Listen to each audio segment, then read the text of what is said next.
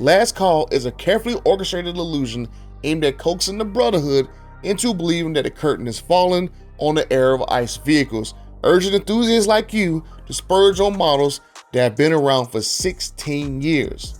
But I've already proven time and time again that hurricanes are coming to Ram, hurricanes are coming to Dodge. There's an impending 2024 deadline by Q1 set by Stellantis hanging over a bunch of these dealers' heads, with a mandate to pour hundreds of millions of dollars into EV infrastructure upgrades at their dealerships. And the dealers also need your money for a down year in 2024.